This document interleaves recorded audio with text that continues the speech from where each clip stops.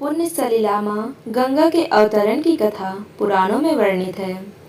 पौराणिक मान्यता के अनुसार माँ गंगा पृथ्वी पर आने से पहले स्वर्ग में बहती थी। तो फिर ऐसा क्या हुआ कि गंगा माता को पृथ्वी पर आना पड़ा। इक्ष्वाकु वंश में सागर नाम के एक महान प्रतापी राजा हुए। सागर की दो पत्नियां थीं, एक का नाम केशनी और दूसरी का नाम सुमति था।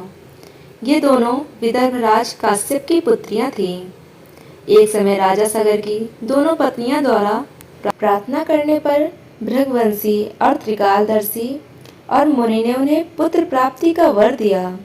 उन्होंने क्षण भर ध्यान में स्थित होकर केशनी और सुमति से कहा, तुम दोनों में से एक रानी तो एक ही पुत्र प्राप्त करेगी, किंतु वह वंश को चलाने वाला होगा, परंतु दूसरी केवल संतान की इच्छा पूर्ति के लिए 60,000 पुत्रों को जन्म देगी। तुम लोग अपनी इच्छा अनुसार इनमें से एक एक वर मांग लो। और मुनि का वह वचन सुनकर केशनी ने वंश परंपरा चलाने के लिए एक ही पुत्र का वरदान मांगा तथा रानी सुमति के 60,000 पुत्र उत्पन्न हुए। केशनी के पुत्र का नाम असमंजस था। असमंजस बुरी प्रवृत्ति तथा दुष्ट स्वभाव का था। उसकी देखा देखी सगर के सभी पुत्र बुरे आचरण करने लगे। यह देखकर बाहुपुत्र सगर बहुत दुखी हुए। कुछ समय बाद असमंजस के अंशुमान नामक पुत्र उत्पन्न हुआ, जो बड़ा धर्मात्मा, गुणवान और शास्त्रों का ज्ञाता था।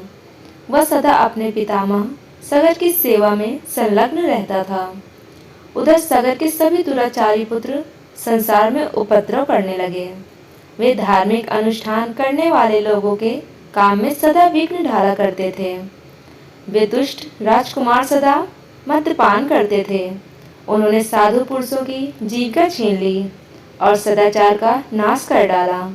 यह सब देखकर इंद्र आदि देवता अत्यंत दुख से पीड़ित हो इन सगर पुत्रों के नाश का कोई उत्तम उपाय सोचने लगे। इसी बीच में राजा सगर ने अश्वमेध यज्ञ का अनुष्ठान आरंभ किया। उस यज्ञ में प्रयुक्त घोड़े को देवराज इंद्र ने चुरा लिया और पाताल में जहाँ कपिल मुनि रहते थे वहीं ले जाकर बांध दिया। इंद्र के द्वारा चुराए हुए उस अश्व को खोजने के लिए राजा सगर के सभी पुत्र पृथ्वी पर घूमने लगे। जब पृथ्वी पर कहीं भी उन्हें वह घोड़ा दिखाई नहीं दिया, तब वे पाताल में जाने को उद्यत हुए। फिर तो वे सारी पृथ्वी को खोदने लगे। एक एक ने एक एक योजना भूमि खोद डाली और खोदी हुई मिट्टी को समुद्र के तट पर बिखेर दिया और उसी द्वार से वे सभी सगर पुत्र पाताल लोक में जा पहुँचे। उस समय वे सब के सब क्रोध में उन्मत्त हो रहे थे।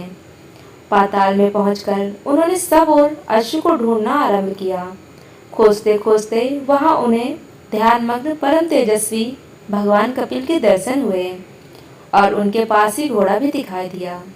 फिर तो वे अत्यंत क्रोध में भर गए और बिना विचारे ही कपिल मुनि को मार डालने के उद्देश्य से दौड़े। उस समय आपस में एक दूसरे से वे इस प्रकार कह रहे थे, इसे मार डालो, बांध लो, पकड़ो, देखो घोड़ा चुराकर या साधी रूप में बगुले की तरह ध्यान लगाकर बैठा है। इस तरह की बातें करते हुए वे अनेक प्रकार से कपिल मुनि का अपमान करने लगे। उस समय भगवान कपिल अपने इंद्रियों और बुद्धि को आत्मा में स्थिर करके ध्यान में तत्पर थे, इसलिए उन्हें सगर पुत्रों की करतूत का कुछ भी पता नहीं चला।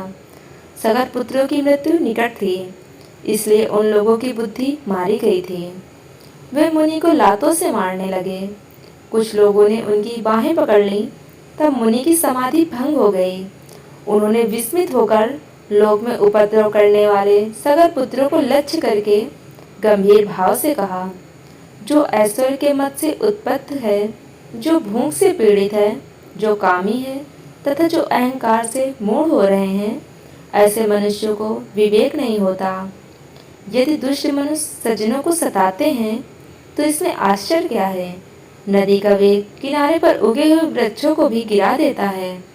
जहाँ धन है, जवानी है तथा पराई स्त्री भी है, वहाँ सब अंधे और मूर्ख बने रहते हैं। दुष्ट के पास लक्ष्मी हो तो वह लोक का विनाश करने वाली ही होती है। जैसे वायु अग्नि की ज्वाला को बढ़ाने में सहायक होता है, जैसे दूध सांप के विष को बढ़ाता है, उसी प्रकार दुष्ट की लक्ष्मी दुष्टता को बढ़ा देती है। ऐसा कहकर कपिल मुनि ने अपने नेत्रों में अग्नि प्रकट की।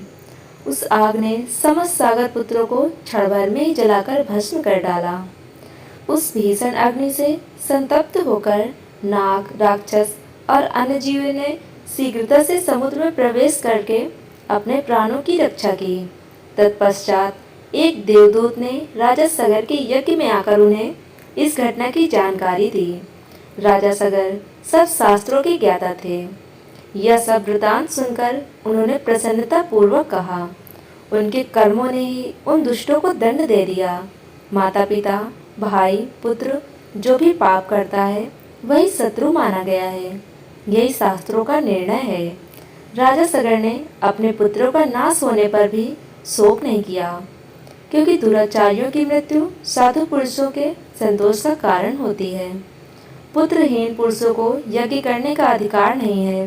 धर्मशास्त्र की ऐसी आज्ञा होने के कारण महाराज सगर ने अपने पौत्र अंशुमान को ही अपने दत्तक पुत्र के रूप में गोद ले लिया। इसके बाद राजा सगर ने अंशुमान को अश्व ढूंढ लाने के कार्य में नियुक्त किया। अंशुमान कपिल मुनि के आश्रम पहुँचे और उन्हें साष्टांग प्रणाम किया। फिर दोनों हाथ जोड़कर बोले, ब्राह्मण, मेरे पिता के भाइयों ने यहाँ आकर जो दुष्टता की है उसे आप क्षमा करें, क्योंकि साधु पुरुष सदा दूसरों के उपकार में लगे रहते हैं और क्षमा ही उनका बल है। संत महात्मा दुष्ट जीवों पर भी दया करते हैं। चंदन को काटा जाए या घिसा जाए, वह अपनी सुगंध से सबको सुवासित करता है। साधु पुरुषों का भी ऐसा ही स्वभाव होता है।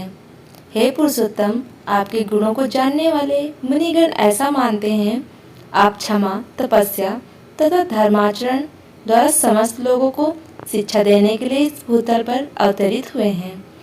आपको नमस्कार है। अंशुमान के इस प्रकार स्तुति करने पर कपिल मुनि का मुख प्रसन्नता से खिल उठा और वे बोले, हे निष्पाप राजकुमार, मैं तुम पर प्रसन्न हूँ, वर मांगो। मुनि के ऐसा कहने पर अंशुमान ने उनको प्रणाम करके कहा, भगवान हमारे इन पितरों को ब्रह्मलोक में पहुँचा दें। तब कपिल मुनि अंशुमान पर प्रसन्न होकर आदर पूर्वक बोले, राजकुमार, तुम्हारा पौत्र यहाँ गंगा जी को लाकर अपने पितरों को स्वर्गलोक पहुँचाएगा। वत्स, तुम्हारे पौत्र भागीरथ द्वारा लाई हुई पुण्य सलिला गंगा नदी इन सागर पुत्रों को पाप धोकर इन्हें परम पद की प्राप्ति करा देगी। बेटा, इस घोड़े को ले जाओ, जिससे तुम्हारे पितामह का यज्ञ पूर्ण हो सके। तब अंशुमान अश्व सहित अपने पितामह के पास लौट आए और उन्हें सब समाचार सुनाया। सगर ने उस अश्व के द्वारा अश्वमेध यज्ञ पूर्ण किया और भगवान विष्णु की आराधना करके बैकुंठ धाम को चले गए। महाराज सगर के बाद अंशुमान राजा बने, परंतु उन्हें अपने चाचाओं की विमुक्ति की चिंता बनी रही। कुछ समय बाद अपने पुत्र दिलीप को राज्य का कार्यभार सौंपकर वे वन में चले गए तथा गंगा जी को स्वर्ग से पृथ्वी पर लाने के लिए तपस्या करने लगे और तपस्या में ही उनका शरीरांत भी हो गया। महाराज दिलीप ने भी अपने पुत्र भागीरथ को राज्यभार देकर स्वयं पिता के मार्ग का अनुसरण किया। उनका भी तपस्या में ही शरीरांत हुआ, परंतु वे भी गंगा जी को पृथ्वी पर न ला सके। महाराज दिलीप के बाद भागीरथ ने ब्रह्मा जी की घोर तपस्या की। अंत में 3 पीढ़ियों की इस तपस्या से प्रसन्न हो पितामह ब्रह्मा ने भागीरथ को दर्शन देकर वर मांगने को कहा। भागीरथ ने कहा, हे पितामह, मेरे 60,000 पूर्वज कपिल मुनि के शाप से भस्म हो गए हैं। उनकी मुक्ति के लिए आप गंगा जी को पृथ्वी पर भेजने की कृपा करें। ब्रह्मा जी ने कहा, मैं गंगा को पृथ्वी लोक पर भेज तो अवश्य दूंगा, पर उनके वेग को कौन रोकेगा। इसके लिए तुम्हें देवाधिदेव भगवान शंकर की आराधना करनी चाहिए। भागीरथ ने एक पैर पर खड़े होकर भगवान शंकर की आराधना शुरू कर दी। उनकी तपस्या से प्रसन्न होकर भगवान शिव ने गंगा जी को अपनी जटाओं में रोक लिया और एक छोटी धारा को पृथ्वी की ओर छोड़ दिया। इस प्रकार गंगा जी पृथ्वी की ओर चली। अब आगे आगे राजा भागीरथी और पीछे पीछे गंगा जी थी। मार्ग में ऋषि का आश्रम पड़ा। गंगा जी उनके कमंडल दंड आदि बहाते हुए जाने लगी। यह देखकर जनु ऋषि ने उन्हें पी लिया।